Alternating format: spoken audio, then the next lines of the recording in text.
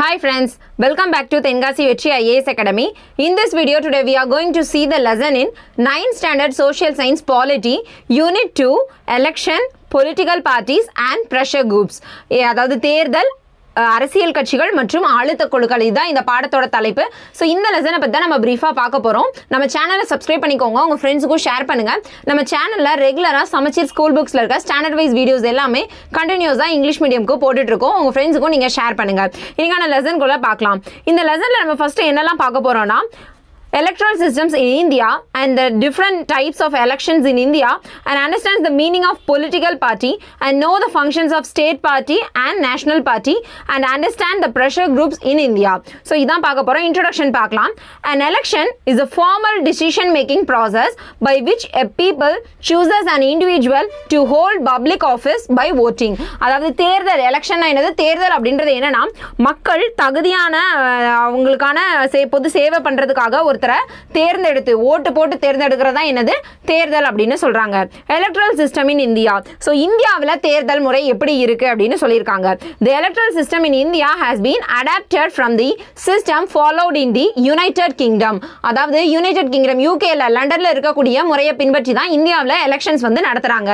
India is a socialist, secular, democratic republic and the largest democracy in the world. So India ஒரு சமத்துவ மதச்சார்பற்ற மக்களாட்சி குடியரசு நாடுன்னு சொல்லுவாங்க. அந்த மாதிரி உலகத்தில் இருக்க எல்லா நாடுகளையுமே மிகப்பெரிய மக்களாட்சி நாடு எதுனா நம்ம இந்தியா தான். The modern India, the constitution of India came into force on 26 January 1950.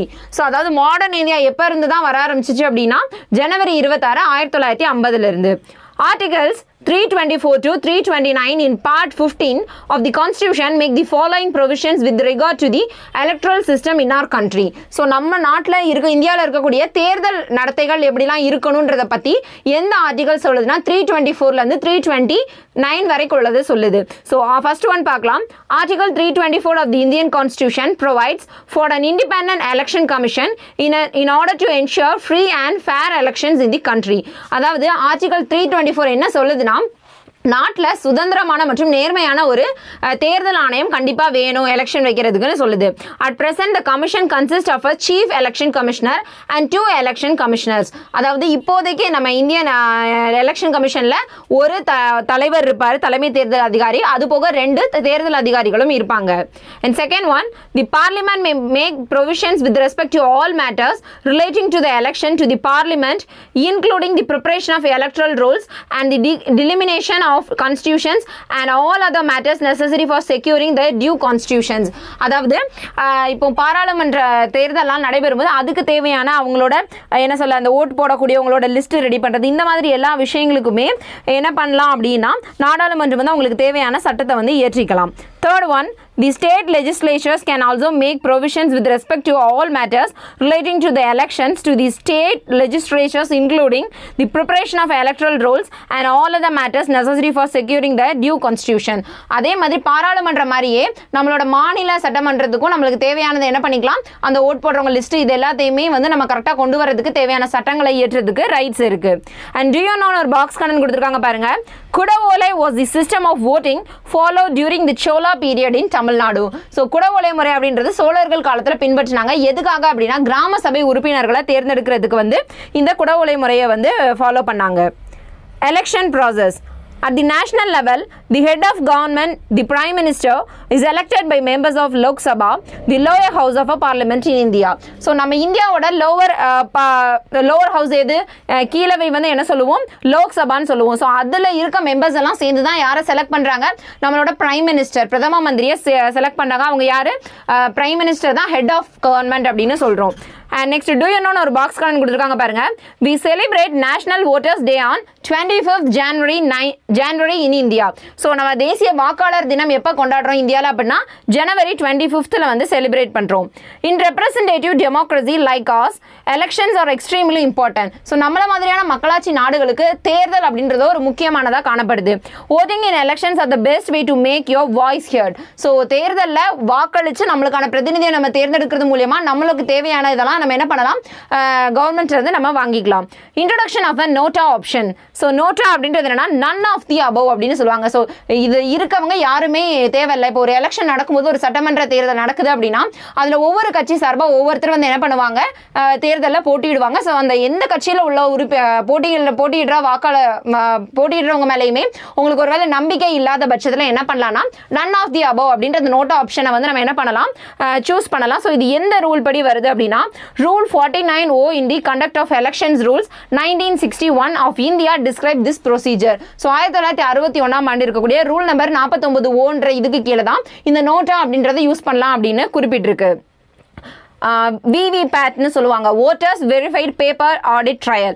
Voters Verified Paper Audit Trial is the way forward to enhance credibility and transparency of the election process.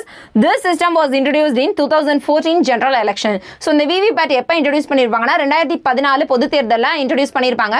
So இது எதுக்காக அப்படின்னா நம்ம ஒரு கட்சிக்கு ஓட்டு போடுவோம்ல, அந்த மின்னணு இயந்திர முறை வந்ததுக்கு அப்புறமா அதுலேருந்து நம்ம ஓட்டு போடும்போது எந்த கட்சிக்கு போட்டிருக்கோம் அது கரெக்டாக தான் போட்டிருக்கோமான்றத இந்த Voters Verified Paper Audit Trial மூலமா நம்ம தெரிஞ்சுக்கலாம். சோ இது எப்ப இன்ட்ரோ듀ஸ் பண்ணாங்க, 2014ல. நெக்ஸ்ட் ஒரு கண்டென்ட் கொடுத்திருக்காங்க, do you know nota was the first introduced in general election held in 2014. So பார்த்தா 2014ல தான் ஃபர்ஸ்ட் இன்ட்ரோ듀ஸ் பண்ணிருக்காங்க.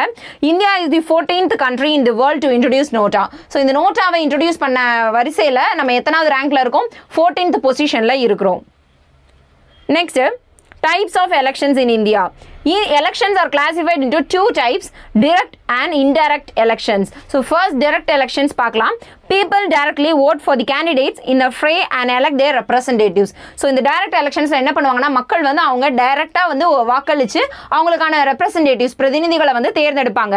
The following are examples of a direct elections in which people over the age of 18 years participate in the electoral process by casting their votes. So இந்த முறையில 18 வயசு பூர்த்தி அடைஞ்ச எல்லாருமே என்ன பண்ணலாம், ஓட் பண்ணி அவங்களுக்கான ரெப்ரசன்டேட்டிவை தேர்ந்தெடுக்கலாம். ஸோ எந்தெந்த எலெக்ஷனுக்குலாம் நம்ம இதை யூஸ் பண்ணுறோம் அப்படின்னா டைரக்ட் எலெக்ஷன் எந்தெந்த போஸ்டிங்கான இது போட்டிடுறதுக்கு யூஸ் பண்ணுறாங்கன்னா Lok Sabha elections in which the members of parliament are selected, MP, ஓகேவா. ஸோ மக்களவை உறுப்பினர்களை தேர்ந்தெடுக்கிறதுக்கு என்ன தான் பண்ணுறோம், நம்ம இதை தான் ஃபாலோ பண்ணுறோம்.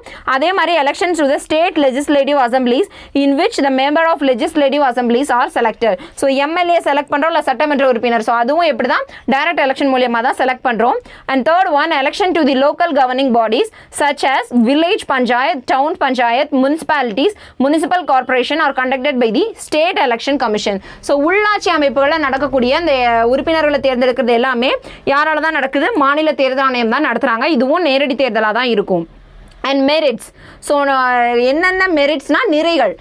இந்த டைரக்ட் எலெக்ஷனில் என்னென்ன மெரிட்ஸ் இருக்குன்னா, as the voters elect their representatives directly, direct elections are considered to be a more democratic method of election. So இந்த முறையில் நேரடியாக நம்ம வாக்களிக்கிறதுனால மக்களாட்சி வந்து இதில் நல்லபடியாக செயல்படும் இந்த தேர்தல் முறை இருக்கும்போது ஒரு நாட்டில் அப்படின்னு சொல்கிறாங்க. Next, it educates people regarding the government activities and helps in choosing the appropriate candidates. Also, it encourages the people to play an active role in politics. So, அரசியல்ல மக்கள் வந்து ஒரு முக்கிய பங்கா செயல்படுறதுக்கு இந்த நேரடி தேர்தல் முறை வந்து அவங்களுக்கு நல்லதா இருக்கும். It empowers people and makes the rulers accountable for their actions. Next, demerits. Demeritsல ஃபர்ஸ்ட் பாயிண்ட் என்னன்னா, direct elections are very expensive. So very எக்ஸ்பென்சிவ்னா என்ன, ரொம்ப செலவு அதிகமாக இருக்கக்கூடியதாக இருக்கும். ஏன் அப்படின்னா ஒவ்வொரு இடத்துல நம்ம தேர்தல் நடத்திருக்கோம், அங்கே இருக்கக்கூடிய வாக்காளர் பட்டியல் தயாரிக்கணும், ஒவ்வொருத்தங்களுக்கு தேர்தல் போடுறதுக்கு அந்த போலிங் பண்ணுறதுக்கு தனித்தனி ஸ்கூல்ஸு காலேஜஸ் இந்த மாதிரி இதெல்லாமே நம்ம பிரிக்கணும். ஸோ இதுக்கெல்லாம் வந்து எக்ஸ்பென்ஸ் வந்து அதிகமாக செலவாகுது.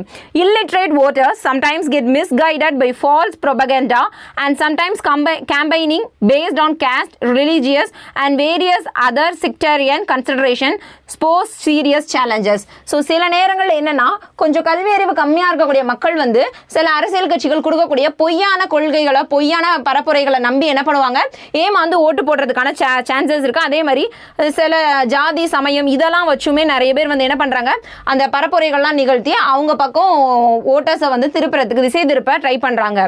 Since conducting a direct elections is a massive exercise ensuring free and fair elections at every polling polling station is a major challenge to the election commission. அதாவது அதிகமான எண்ணிக்கையில இந்த எலெக்ஷன்ஸ் நடைபெறதுனால ஒவ்வொரு நிறைய தொகுதிகளில் நடைபெறதுனால அது வந்து உண்மையா நேர்மையான முறையில் நடைபெறுதா அப்படின்றத கண்காணிக்கிறது எலெக்ஷன் கமிஷனுக்கு எப்போதுமே ஒரு சேலஞ்சான விஷயமா தான் இருக்கு. There are instances of some political candidates influencing the voters through payments in form of cash, goods or services. சில பேர் என்ன பண்ணுவாங்கன்னா வாக்காளர்களுக்கு பணமோ பொருளோ கொடுத்து வாக்கு அவங்க பக்கம் வாங்குறதுக்கு வந்து ட்ரை பண்றாங்க. Elections campaigns sometimes results in violence, tension, law and order problems and affects the day-to-day life of people. சில நேரங்கள்ல இந்த அரசியல் கட்சிகள் என்ன பண்ணுவாங்கன்னா இந்த தேர்தல் டைம்ல வன்முறையில ஈடுபடுறதுக்கும் சட்டம் ஒழுங்கு மீறதுக்கும் வந்து நிறைய வாய்ப்புகள் இருக்கு. இதனால என்ன ப்ராப்ளம் ஏற்படுதுன்னா மக்களோட அன்றாட வாழ்க்கையில வந்து பாதிப்பை வந்து ஏற்படுத்தக்கூடியதா இருக்கு. ஸோ இவ்வளவு நேரம் என்ன பார்த்தோம், டைரக்ட் எலெக்ஷன்ஸ் அதுனா என்ன, ஸோ அதோட மெரிட்ஸ் டிமெரிட்ஸ் பார்த்துட்டோம். நெக்ஸ்ட் வந்து indirect elections. voters elect their representatives who in turn elect their representatives. In this method of election is followed for the election of president of India. So மக்களால ஒரு பிரதிநிதி நம்ம தேர்ந்தெடுத்திருக்கோம்ல, அந்த பிரதிநிதி இன்னொருத்தங்களை vote போட்டு தேர்ந்தெடுக்கிறதா என்னது இன்டைரக்ட் எலெக்ஷன் சொல்லுவாங்க. இந்த முறையில் நம்ம இந்தியாவில் நம்ம பிரசிடென்ட் ஆஃப் இந்தியா குடியரசுத் தலைவரை எப்படி தான் தேர்ந்தெடுப்போம், இன்டைரக்ட் எலெக்ஷன்ல தான் தேர்ந்தெடுப்போம். ஸோ இன்டைரக்ட் எலெக்ஷனோட மெரிட்ஸ் நிறைகள் என்னலாம்னா indirect elections are less expensive. ஏன் லெஸ் எக்ஸ்பென்சிவ்னு சொல்றோம் அப்படின்னா இதுல கம்மியான பேர் தான் வந்து வாக்களிக்கக்கூடியதா இருக்காங்க. Next it is more suited to elections in large countries. So இந்த இன்டைரக்ட் எலெக்ஷன் எதுக்கு ரொம்ப சூட்டபிளா இருக்கும்னா பெரிய லார்ஜ் கண்ட்ரீஸ்க்கு தான் சூட்டபிளா இருக்கும். And demerits, if the number of voters is very small, there exists the possibility of corruption, bribery, horse trading and other unfair activities. So அதாவது அந்த ஓட்டு போடக்கூடியவங்க வந்து ரொம்ப கம்மியான எண்ணிக்கையில் இருக்கனால அவங்கள பணம் கொடுத்து என்ன ஊழல் பண்ணி ஜெயிக்கிறதுக்கான வாய்ப்புகள் நிறைய இருக்கு. It is less democratic because people do not have a direct opportunity to elect, but they instead do it through their representatives. So இந்த முறையில் மக்களாட்சிக்கு வந்து கொஞ்சம் கம்மியான முக்கியத்துவம் கொடுக்கறதா இருக்கு. ஏன் அப்படின்னா ஸோ மக்கள் வந்து நேரடியாக தேர்ந்தெடுக்கல ஓட் போட்டு, மக்கள் தேர்ந்தெடுத்த பிரதிநிதிகள் தானே இந்த பொசிஷனில் உள்ளவங்களை தேர்ந்தெடுக்கிறாங்க. அதனால மக்களாட்சியில் வந்து இது கொஞ்சம் கம்மியான முக்கியத்துவம் உள்ளதா கருதப்படுது சொல்றாங்க. So this may not reflect the true will of the people. So மக்களோட உண்மையான எண்ணங்களை வந்து பிரதிபலிக்க கூடியதா இந்த மறைமுக தேர்தல் வந்து இருக்காது. Next one political parties. Political பார்ட்டிஸ்னா என்ன, அரசியல் கட்சிகள்னு சொல்லுவோம். ஃபர்ஸ்ட் என்ன பார்த்து முடிச்சிட்டோம், எலக்ட்ரல் சிஸ்டம் இன் இந்தியா பார்த்து முடிச்சிட்டோம், தேர்தலை பத்தி எல்லாம் பார்த்து முடிச்சிட்டோம். இப்போ வந்து பொலிட்டிக்கல் பார்ட்டிஸ் பார்க்க போறோம். Political parties are an essential part of democracy. So மக்களாட்சியில ஒரு முக்கிய பங்கு எதுக்கு இருக்கு, பொலிட்டிக்கல் பார்ட்டிஸ் அரசியல் கட்சிகளுக்கு இருக்கு. Parties R the link between government and the people. So அந்த அரசியல் கட்சிகள் தான் மக்களுக்கும் அரசாங்கத்துக்கும் ஒரு லிங்கா இருக்கு, ஒரு பாலமா செயல்படுது. Meaning of a political party. A political party is an organization formed by a group of people with a certain ideology and agenda to contest elections and hold a power in the government. So அரசியல் கட்சிகள் என்ன பண்ணுவாங்கன்னா அவங்க தேர்தலில் நிக்கணும்னு சொல்லி ஒரு organisation மாதிரி ஒரு அமைப்பை ஃபார்ம் பண்ணி அந்த கட்சிக்குன்னு நிறைய கொள்கைகள்லாம் போட்டு அஜெண்டானா நிகழ்ச்சி நிரல் இதை இப்போ பண்ணணும், இந்த டைம்ல இதை பண்ணணும்னு எல்லாமே ப்ரிப்பேர் பண்ணி ஒரு தேர்தல் ஒரு அதிகாரத்தை கைப்பற்றதுக்காக ட்ரை பண்றதா என்னது அரசியல் கட்சிகள் அப்படின்னு சொல்றாங்க. A political party has 3 components. So மொத்தம் மூன்று இது இருக்கு பிரிவு. என்னலாம்னா a leader, active members and the followers. Leader அப்படின்னா என்னது, ஒரு தலைவர் இருப்பாரு, அதுக்கப்புறம் யார் இருப்பா, ஒரு ஆக்டிவ் மெம்பர்ஸ் இருப்பாங்க, அதுக்கப்புறம் ஃபாலோவர்ஸ்னா தொண்டர்களும் இருப்பாங்க. நெக்ஸ்ட் Do you know ஒரு பாக்ஸ் கண்டென்ட் கொடுத்துருக்காங்க பாருங்க. How is the president of India elected? நம்ம இந்தியாவில் குடியரசுத் தலைவரை எப்படி செலக்ட் பண்றோம்னு கேட்டிருக்காங்க. ஸோ ஆல்ரெடி பார்த்தோம்ல இன்டைரக்ட் எலெக்ஷன் மூலமா செலக்ட் பண்றோம். The president of India is elected by the members of electoral college consisting of. So யாரெல்லாம் அதில் இருப்பாங்க அப்படின்னா the elected members of both houses of parliament. என்னெல்லாம் ஹவுசஸ் இருக்கு, லோக்சபா ராஜ்யசபான்னு இருக்கா. ஸோ இந்த 2 ஹவுசஸ்ல இருக்கக்கூடிய எலெக்டட் மெம்பர்ஸ்மே ஓட் பண்ணுவாங்க. அண்ட் நெக்ஸ்ட் வேற யார் போடுவாங்கன்னா the elected members of a legislative assemblies of all the states and union territories in India. So எல்லா மாநில மற்றும் யூனியன் பிரதேசங்களில் இருக்கக்கூடிய லெஜிஸ்லேட்டிவ் அசம்பிளிஸ்ல இருக்க மெம்பர்ஸும் என்ன பண்ணுவாங்க, ஓட் போடுவாங்க. யாருக்கு, பிரசிடென்ட் ஆஃப் இந்தியாவை செலக்ட் பண்றதுக்கு. நெக்ஸ்ட் நோட்னு ஒரு பாயிண்ட் கொடுத்துருக்காங்க பாருங்க. The members nominated to either house of parliament or the legislative assemblies of the states are not eligible to included in the electoral college. So ஆனால் அந்த உறுப்பினர்களா இருப்பாங்கல்ல, எங்க ஹவுஸ் ஆஃப் பார்லிமெண்ட்லயும் சரி லெஜிஸ்லேட்டிவ் அசம்பிளியும் சரி வெறும் ஒரு உறுப்பினரா மட்டும் இருக்கிறவங்களை என்ன பண்ண மாட்டாங்க, ஓட் பண்றதுக்கு கூப்பிட மாட்டாங்க. Next types of a party system. So கட்சிகள் என்ன கட்சி முறைகள்லாம் இருக்கு அப்படின்னா there are 3 types of party system in the world, namely single party system, First one is single party system na ஒரு கட்சி முறை ஓகேவா in which one ruling party exists and no opposition is permitted அதாவது இதுல ஒரே ஒரு ஆளுங்கட்சி மட்டும் தான் இருக்கும் எந்த எதிர்க்கட்சிக்குமே வந்து பெர்மிஷன் கிடையாது For example, China, Cuba and the former USSR, Union of Soviet Socialist Republics are the examples for the single party system. Second one, two party system. இருக்கட்சி முறைன்னு சொல்லுவாங்க தமிழ்ல in which only two major parties exist. For example, USA and UK. So இருக்கட்சி முறையில ஒரு ஆளும் கட்சி இருக்கும் ruling party இருக்கும் ஒரு ஆப்போசிஷன் பார்ட்டி இருக்கும் ரெண்டு மட்டும் தான் இருக்கும் என்னெல்லாம் எக்ஸாம்பிள் யூகேவும் யூஎஸ்ஏவும் தான் எக்ஸாம்பிள் தேர்ட் ஒன் என்ன மல்டி பார்ட்டி சிஸ்டம் ஸோ பல கட்சி முறை அப்படின்றது என்ன in which there are more than two political parties for example India Sri Lanka France and Italy so multi party சிஸ்டம்னா என்னது பல கட்சி முறை ஸோ பல கட்சி முறைக்கு நம்ம இந்தியா தான் ஒரு பெஸ்ட் எக்ஸாம்பிள் ஒவ்வொரு கட்சியுமே இருக்கலாம் ஆளுங்கட்சி இருக்கு எதிர்கட்சி இருக்கு அது போக நிறைய பிற கட்சிகளும் வந்து காணப்படுது அடிஷ்னலாக என்னென்னா Sri Lanka France and Italy then types of political parties so அரசியல் கட்சிகளோட வகைகள் எப்படிலாம் இருக்குன்னு கொடுத்திருக்காங்க political parties in India are classified according to their area of influence into two main types so ரெண்டு main types இருக்கு என்னன்னா national parties state parties so parties எப்படி பிரியுது national parties எப்படி இருக்கும் ruling opposition இருக்கும் state partyயும் ruling parties opposition partyன்னு ரெண்டா இருக்கும் next national parties தேசிய கட்சிகளை பத்தி கொடுத்திருக்காங்க a party which is recognized as a state party in at least 4 states is recognized as a national party குறைஞ்சது ஒரு 4 மாநிலங்கள்லயாவது மாநில கட்சி அப்படின்ற ஒரு தகுதியை பெற்ற கட்சிக்கு தான் என்ன கொடுப்பாங்க தேசிய கட்சி அப்படின்ற அங்கீகாரம் கொடுப்பாங்க every party in the country has to register with the election commission while the commission treats all the parties equally so ஒவ்வொரு கட்சியுமே என்ன பண்ணணும் இந்திய தேர்தல் ஆணையத்திட்ட கண்டிப்பா அவங்க கட்சியை வந்து பதிவு பண்ணியிருக்கணும் ரெஜிஸ்டர் பண்ணியிருக்கணும் எல்லா கட்சிகளையுமே வந்து என்ன பண்ணுதுன்னா நம்மளோட எலெக்ஷன் கமிஷன் ஆஃப் இந்தியா வந்து ஒரே மாதிரி தான் பாக்குது it offers some special facilities to state and national parties these parties are give a unique symbol அதாவது எல்லா பார்ட்டியுமே அரசியல் கட்சிகளையுமே ஒரே மாதிரி பார்த்தாலுமே சில குறிப்பிட்ட சலுகைகள் வந்து இந்த நேஷனல் பார்ட்டிக்கும் ஸ்டேட் பார்ட்டிக்கும் வந்து கொடுக்குறாங்க என்ன ஸ்பெஷல் ஃபெசிலிட்டி கொடுக்குறாங்கன்னா யூனிக் சிம்பிள் ஸோ அவங்களுக்குன்னு ஒரு ஒதுக்கப்பட்ட சின்னங்கள் வந்து கொடுக்குறாங்க only the official candidate of the party can use that election symbol so அந்த கட்சியில் இருக்கக்கூடிய அங்கீகரிக்கப்பட்ட ஒரு மெம்பர் மட்டும் தான் என்ன பண்ண முடியும் அந்த கட்சியோட சின்னத்தை வந்து எலெக்ஷனில் யூஸ் பண்ண முடியும் In 2017, there were 7 recognized national parties. So, 2017 மொத்தம் 7 அங்கீகரிக்கப்பட்ட தேசிய கட்சிகள் வந்து காணப்பட்டுச்சு. Next one, state parties. Other than the 7 national parties, most of the major parties of the country are classified by the election commission as state parties. So, மேல பார்த்த அந்த 7 national parties தவிர மற்ற ஒரு குறிப்பிட்ட parties எல்லாமே என்ன பண்றாங்கன்னா election commission வந்து state parties அப்படின்னு சொல்றாங்க. They are commonly referred to as the regional parties. Regional partiesனா என்னன்னா பிராந்திய கட்சிகள் அப்படின்னு சொல்றாங்க. A party is recognized as a state party by the election commission of India based on certain percentage of votes secured or a certain number of seats won in the assembly of or Lok Sabha election. So assembly election Lok Sabha election ஒரு குறிப்பிட்ட வாக்குகள் வந்து percentageல வாங்கி இருந்தாங்க இல்லனா சில குறிப்பிட்ட seeds வந்து வின் பண்ணிருக்காங்க அப்படினா தான் அந்த கட்சி என்ன பண்றாங்க மாநில கட்சியா வந்து அக்செப்ட் பண்ணிக்கறாங்க recognition to the parties so என்ன recognition இப்படி எல்லாம் இருந்தா வந்து இந்த கட்சியா அங்கீகரிச்சுப்போம் அப்படின்றது இருக்குல for getting recognition as a national party a party has to fulfill any one of the following criteria so ஒரு கட்சி தேசிய கட்சியா அங்கீகரிக்கப்படுறதுக்கு இப்போ கீழ ஒரு 2-3 பாயிண்ட்ஸ் கொடுத்திருக்காங்க சோ அதுல ஏதாவது ஒண்ண வந்து fulfill பண்ணா மட்டும் தான் என்ன பண்ண முடியும் அவங்க வந்து national party அப்படினா அக்செப்ட் பண்ணிக்க முடியும் first one at least 6% votes in at least 4 states and member to the Lok Sabha. So அதாவது 4 மாநிலங்கள்ல வந்து நடக்கிற அந்த எலெக்ஷன்ல வந்து 6% ஓட் அவங்க வாங்கி இருக்கணும் இல்ல அப்படினா Next, in the election of Lok Sabha, at least 2% members from the at least 3 states are elected to the Lok Sabha. இல்ல அப்படினா Lok Sabha electionல என்ன பண்ணிருக்கணும் குறைஞ்சது 2% ஆவது 3க்கு மேற்பட்ட மாநிலங்கள்ல அவங்க தேர்ந்தெடுக்கப்பட்டிருக்கணும் அந்த கட்சி. Recognition as a state party at least 4 states. இது நம்ம ஆல்ரெடி மேல பார்த்தோம்ல 4 கட்சிகளையாவது மாநில கட்சி அப்படின்ற அங்கீகாரத்தை அந்த கட்சி பெற்றிருக்கணும். And functions of political parties. So political parties அரசியல் கட்சிகளோட functions செயல்பாடுகள் எப்படி இருக்கும்?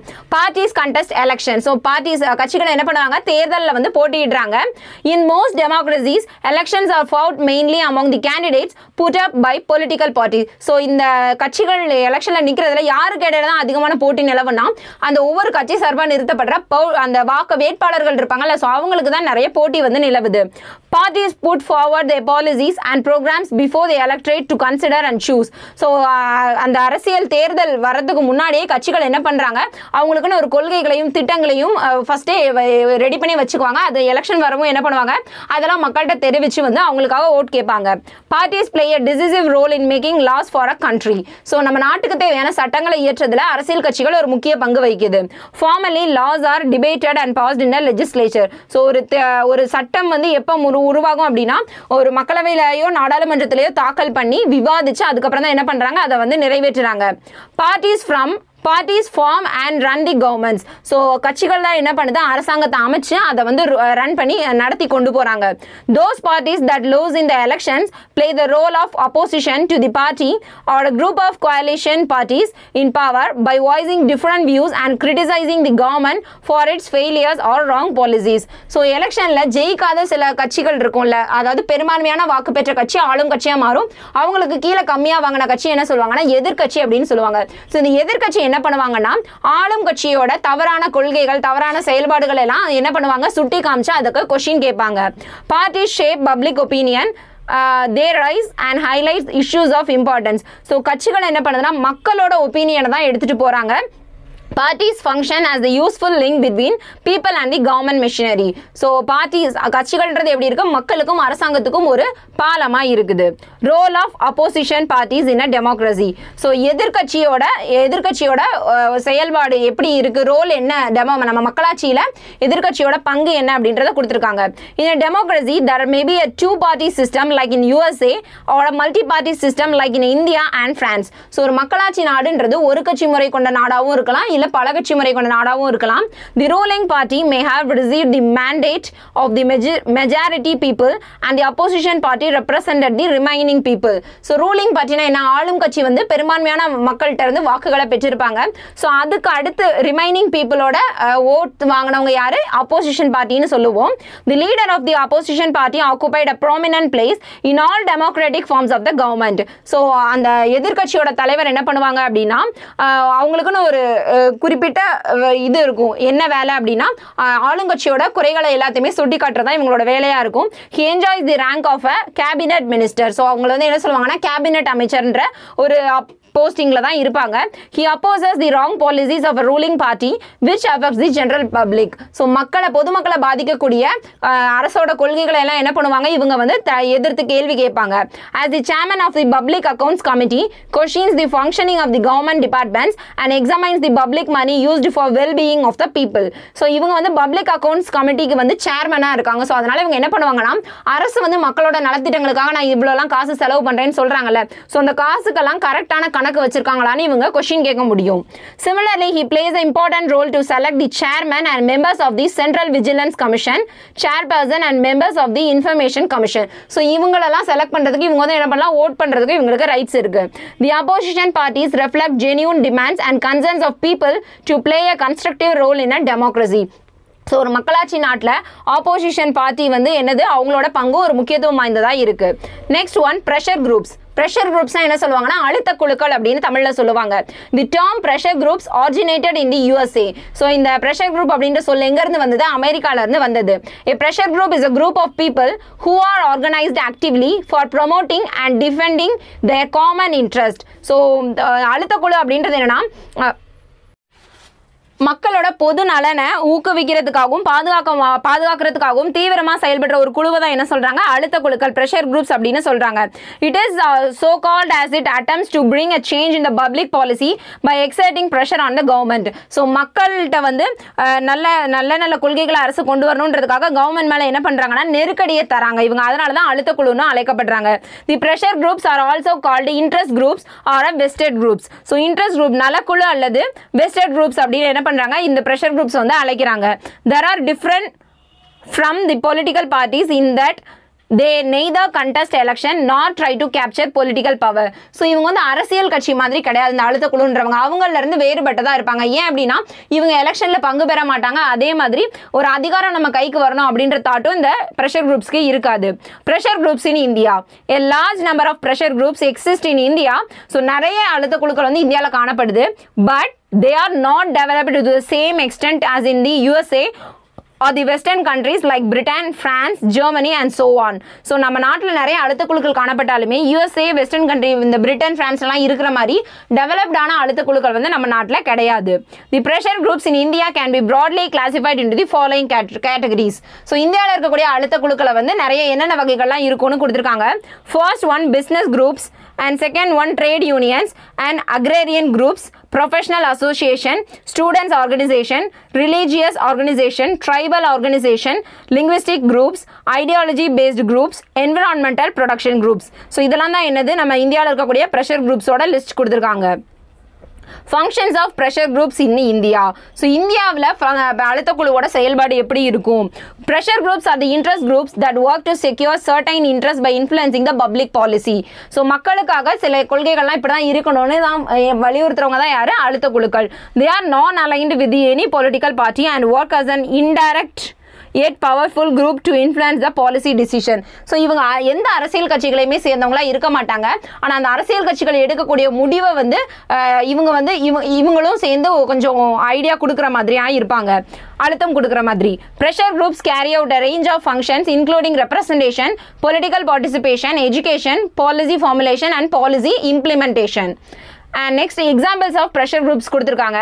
First one Federation of Indian Chamber of Commerce and Industry FICCI and next one All India Trade Union Congress AITUC, All India Kisan Sabha, Indian Medical Association, All India Students Federation, All India Sikh Students Federation, Young Bhagata Association, Tamil Sangam, Tamil Nadu Vivasayiyal Sangam, Narmada Bachao Andolan. So இதெல்லாம் தான் என்னது example of pressure groups. And political participation. Pressure groups can be called the informal phase of politics. So அரசியலோட இன்னொரு முகம் அப்படின்னு இந்த அழுத்த குழுக்களை சொல்லுவாங்க. They exert influence preciously by mobilizing popular support through activities such as petitions, marches, demonstrations and other forms of political protest. ஏன் இவங்க அரசியலோட இன்னொரு முகம்னு சொல்றாங்கன்னா அரசியல் கட்சிகள் நடத்துற மாதிரியே பேரணிகள், போராட்டங்கள் இதெல்லாம் என்ன பண்றாங்க இந்த pressure groups வந்து பண்றாங்க. Such forms of political participation have been particularly attracting to young people. So இளைஞர்களை வந்து கவர்றதுக்காக தான் இந்த மாதிரி நிறைய போராட்டங்கள் எல்லாமே வந்து நடத்துறாங்க. Education. Many pressure groups devote significant resources by carrying out research, maintaining websites, commenting on government policy and using high-profile academics, scientists and even celebrities to get their view across with an emphasis to cultivate expert authority. So நிறைய அழுத்த குழுக்கள் வந்து ஆராய்ச்சி மேற்கொள்றது, இணையதளத்தெல்லாம் பராமரிக்கிறது, அரசோட கொள்கைகள் மேலே அவங்களோட கருத்துக்களை வெளியிடுறது, அப்புறம் அறிவியலாளர்கள் மட்டும் இல்லாமல் முக்கியமான பிரபலங்கள்ட்ட இருந்தெல்லாம் கருத்துக்களை திரட்டி வல்லுநர்களோட ஆதரவை பெறது, இந்த மாதிரியான செயல்பாடுகளில் நம்மளோட அழுத்த குழுக்கள் வந்து ஈடுபடுறாங்க. பாலிசி ஃபார்முலேஷன், கொள்கை உருவாக்கம்னு சொல்லுவாங்க. Though the pressure groups themselves are not policy makers, yet it does not prevent many of them from participating in the policy making process. So இந்த pressure groups அப்படின்றவங்க கொள்கையை உருவாக்குறவங்க கிடையாது. ஆனாலுமே உருவாக்க செயல்முறைகள்ல அவங்க பங்கெடுக்கிறத வந்து தடுக்கவும் முடியாது. Many pressure groups are vital sources of information and render advice to the government and therefore they are regularly consulted in the process of policy formulation. So கவர்மெண்ட்டுக்கு நிறைய வந்து ஆலோசனைகள் வழங்குறதுனால என்ன பண்றாங்க, கவர்மெண்ட் வந்து இவங்களையும் கன்சல்ட் பண்ணிக்கிறாங்க பாலிசி ஃபார்முலேஷன்ல. Mobilisation and people's participation. Mobilisation அப்படின்னா என்ன சொல்லுவாங்கன்னா ஒரு குழுவா இருக்கிறது, எல்லாம் மக்கள் குழு. Mobilizing people towards social productive activities that lead to the overall betterment of people's life is essential. So இந்த மக்களை ஒரு குழுவா திரட்டுறது வந்து எப்போதுமே நம்மளுக்கு நல்லது. ஏன் அப்படின்னு பார்த்தோம் அப்படின்னா sometimes earthquakes, tsunami, floods and other such natural disasters on a massive scale occurred and people's immediate mobilization for evacuation and emergency relief becomes most essential. So எதிர்பாராத இயற்கை பேரிடர்கள்லாம் வரும்போது மக்களை வந்து அந்த நிவாரண பணிகள்லாம் ஈடுபடுத்துறதுக்கு மக்கள் குழு வந்து ஒரு குழுவா நம்மளுக்கு தேவைப்படுவாங்கல்ல. ஸோ அந்த டைம்ல அவங்களெல்லாம் வந்து நம்ம ஒன்று சேர்க்கறது கஷ்டம். ஸோ ஆல்ரெடி மக்கள் வந்து ஒரு குழுவா இருந்தாங்கன்னா இந்த மாதிரி டிசாஸ்டர்ஸ் டைம்ல நம்மளுக்கு யூஸ்ஃபுல்லா இருக்கும். Democratic participation. So மக்களாட்சியோட பங்கேற்பு. Democracy can succeed only when smaller local groups and in fact every citizen can take action that supports the tax and revenue collection system, observance of national norms in environmental protection, cleanliness, health and hygienic sanitary drives and immunization programs like pulse polio. So மக்கள் அதாவது ஒரு குழுக்கள் மட்டும்தான் வந்து ஈடுபடணும் பொது சேவைகள் அப்படின்னு இல்லாம ஒவ்வொரு குடிமகனும் அவங்களோட ஒவ்வொரு இதுலயுமே வந்து எப்படி இருக்கணும் கரெக்டா இருக்கணும். அதாவது டாக்ஸ் கட்டுறதா இருக்கட்டும், நம்மளை சுத்தி இருக்கக்கூடிய என்விரான்மெண்டல பாதுகாக்கிறதா இருக்கட்டும், தூய்மையா இருக்கிறதா இருக்கட்டும், ஹைஜீனா கிளீன்லினஸா சுகாதாரமா இருக்கிறது. ஸோ இது எல்லாத்துலையுமே வந்து ஒவ்வொரு குடிமகனும் வந்து கரெக்டா இருக்கணும். However, we must keep in mind that there is no better form of government than democratic government. So மக்களாட்சி அரசாங்கத்தை விட ஒரு சிறந்த அரசாங்கம் எதுவுமே இல்லைன்றதை நம்ம தெரிஞ்சுக்கணும். To create a better society and nation, the people of India along with the union and state governments should come together to fight against the miseries of human life. So மனுஷங்க அவங்க வாழ்க்கையில வந்து துன்பங்கள் எதுவுமே இல்லாம நல்லபடியா வாழ்றதுக்கு சென்ட்ரல் கவர்மெண்ட் மற்றும் ஸ்டேட் கவர்மெண்ட் சொல்லக்கூடிய விதிமுறைகள்லாம் நம்ம கரெக்டாக ஃபாலோ பண்ணி ஒவ்வொரு குடிமக்களை நம்மளோட கடமைகளை நம்ம சரியாக பண்ணாதான் என்ன பண்ண முடியும், பீப்புள்ஸோட லைஃப் வந்து நல்லபடியாக இருக்கும்னு சொல்கிறாங்க. ஓகே ஃப்ரெண்ட்ஸ், இதோட இந்த லெசன் முடிஞ்சிருச்சு. ஒரு ரீகேப் மட்டும் நம்ம பார்த்துடலாம். The Prime Minister is elected by members of Lok Sabha. There are two types of election. One is the direct and another is indirect elections. A political party has three components: a leader, active members and the followers. Political parties in India are classified in two types: national parties and state parties. In 2017, there were 7 recognized national parties. The term pressure groups originated in the USA. A large number of pressure groups exist in India. Okay friends, இதோட இந்த lesson முடிஞ்சிருச்சு. கண்டினியூஸாக next lesson நம்ம next வீடியோவில் பார்க்கலாம். நம்ம சேனலை subscribe பண்ணிக்கோங்க, உங்கள் ஃப்ரெண்ட்ஸுக்கும் ஷேர் பண்ணுங்கள், சப்போர்ட் பண்ணுங்கள். Thank you friends.